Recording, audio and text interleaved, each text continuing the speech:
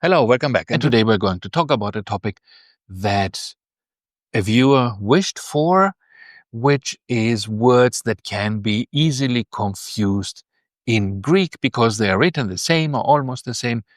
And we want to have a look at those so that you don't confuse them. The first one that we should talk about is apopse, which means tonight, and apopsy. So you see, this is not entirely the same. Apopse has an epsilon at the end. Apopsy has an eta at the end, an E sound, but they are very similar. The tone is very important. This is in all these word pairs that can be confused. Important feature, the tone, the stress, the emphasis, where you put it, because it turns out that Greek has lots of these pairs. Perhaps it is more than English, I think. Perhaps this is because having the tone marks makes sure that you always know where the tone goes. And so then putting the tone mark somewhere else gives you an additional meaning. So you can make multiple use of the same word. And this is more difficult in a language where you don't mark the tone, where people may accidentally use the wrong tone and then get the wrong meaning. So this is an important thing in Greek. Apopse means tonight, and apopsy means opinion.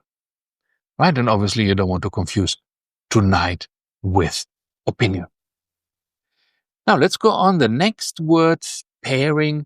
And this comes from a book that is a very, very funny book, and I really recommend that you read it if you are into learning Greek. So this is a book about a foreigner. It's a true story. It's a kind of a comedically exaggerated true story.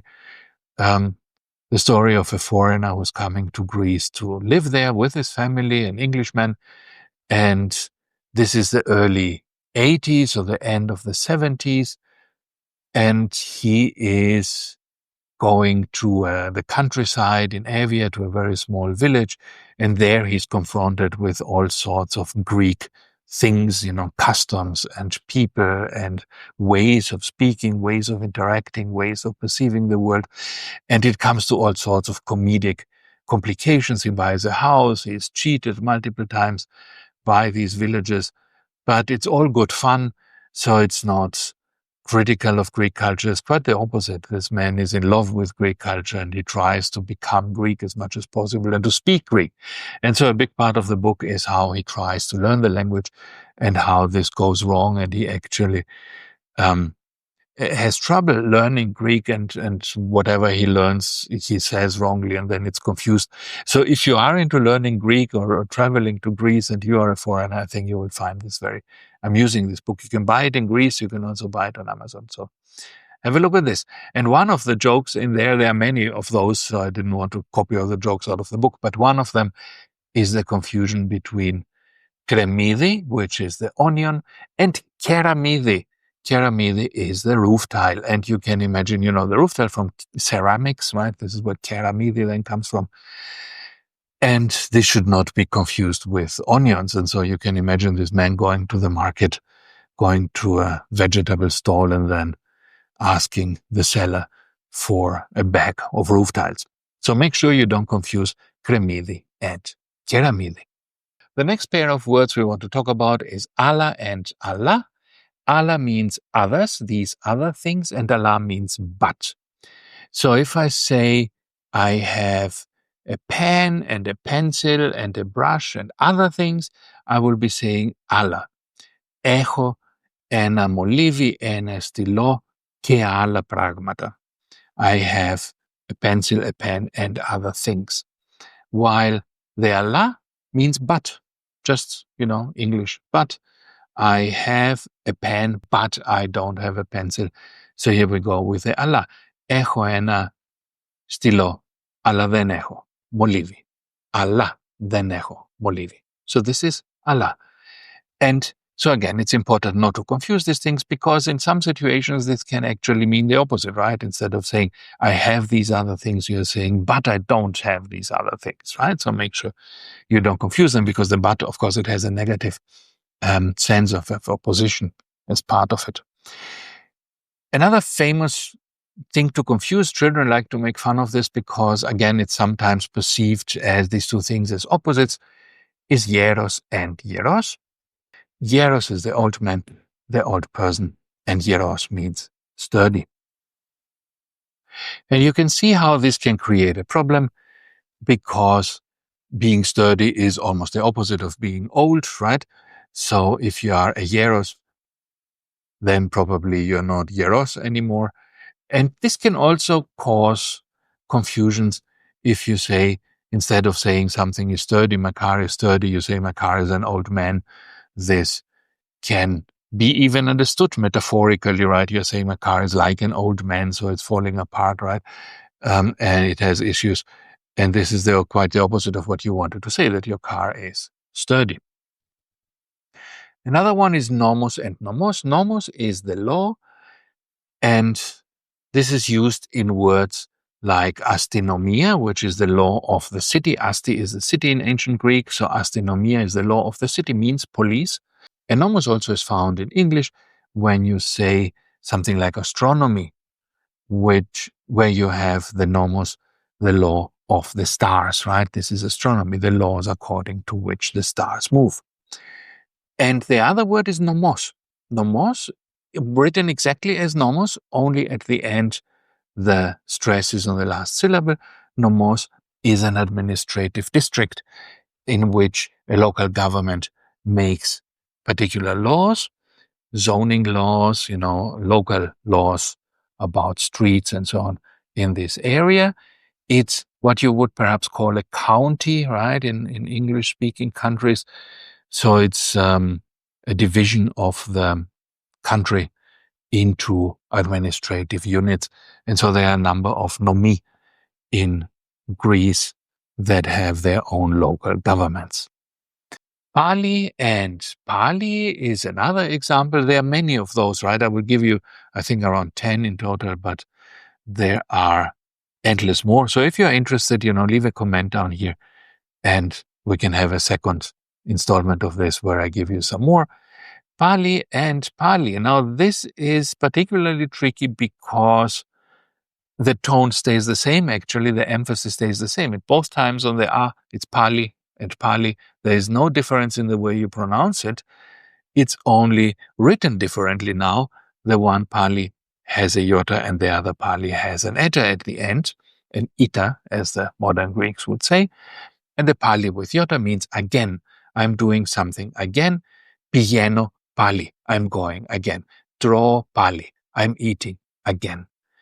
And the other Pali with an ita at the end means wrestling or fighting something in a physical bodily way, like wrestling. So it doesn't mean, really wrestling in a technical sense, although there is a technical sense of Pali also.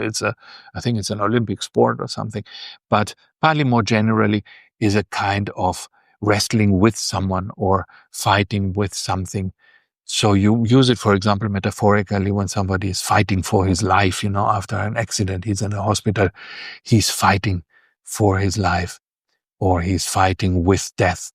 Palevi meton thanato, fighting with death. So yeah, this is Pali, and Pali is different from Pali again. Very easy to confuse and very consequential. The problem with these things is they become more dangerous to confuse the more they can be actually confused in real sentences. The Pali and Pali is not likely to be confused. I mean, fighting and wrestling and again are very different in meaning. But our next pair, pote and pote, these are really easy to confuse if you pronounce them wrongly. Pote is a question, it means when, and pote is the answer to this question, means never. And so you have these very easy to confuse words, when and never. And of course, it's a big difference whether you say, when will it rain, or it will never rain, right? And so don't confuse pote, which is a question, with pote, which is never. And I find that pote, with the at the end stressed, has this finality to it, right? It has this answer to it. Pote sounds already like a question, while pote sounds like an answer. So perhaps this helps you remember it a little bit, that pote is the answer. Never. Chora and chora is another. We already talked about choros and choros in another video. So these are all very similar. Choros is the space, the place. So for example, you could say right now, I'm in this choros in the university, which is a room, a place, a space. And choros is the dance. So I am in this choros, but I'm not making a choros, right? I'm not dancing on the tables. And similar also chora and chora. Chora is the country and chora is a somewhat abbreviated way to say chorai. Chorai means it fits. There is space for it. So you try to fit all your luggage in the trunk of your car, and then perhaps your wife or your husband would ask you, chorai avti valica stof to kinito, does this piece of luggage still fit into the car? And you would say, chorai. Or, in this case, chora. And this chora is different from chora, which is the country. Then we have three different omos. We have omos and omos and omos.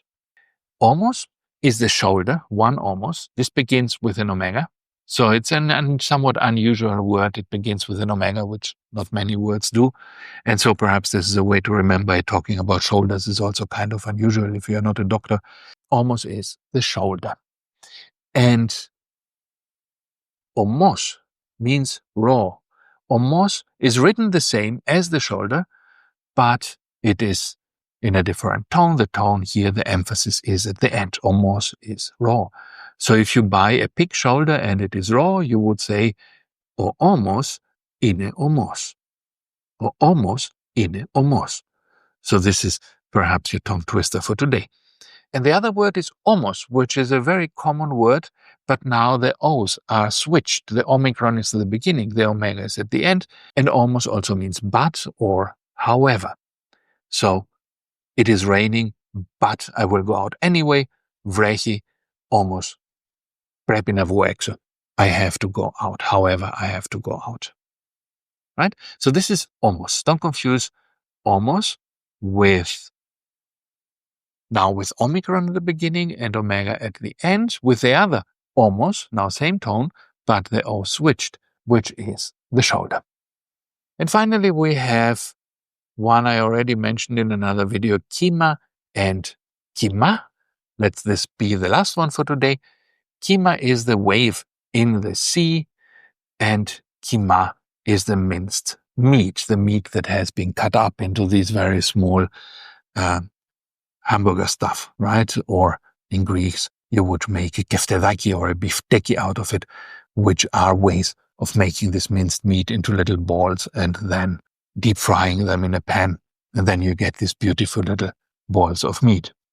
So this is written differently and pronounced differently. So both the stresses in different places and the E's are different between Kima and Kima. But this can be confused also. There is a line of a Dalaras song, which we will talk about on this channel. I'm making a video about it. This Dalaras song is called the Metikos, and in there is a line, Palepsameto Kima, I fought with the waves. And this is particularly funny if you make this mistake, Palepsameto Kima, I fought with a minced meat. Right? This is not what you want to be saying. So, okay. Try to remember all these. Try to at least be sensitive to the problem in general. If you don't remember the specifics, it doesn't matter so much. But when you learn Greek, make sure to learn it always with the tones, with the tone marks, reading small letters because these have tone marks. Don't learn Greek written in capital letters because there you don't see the tone marks and you can make horrible mistakes by saying a word wrongly with the wrong tone mark and then make it mean something entirely different.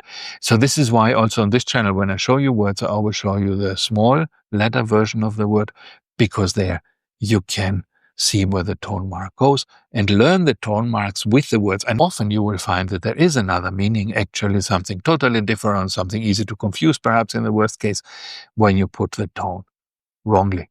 So, thank you for watching this today. Leave more of your favorite confusions in the comments, and then I will make another video where we talk about those. See you next time. Bye-bye.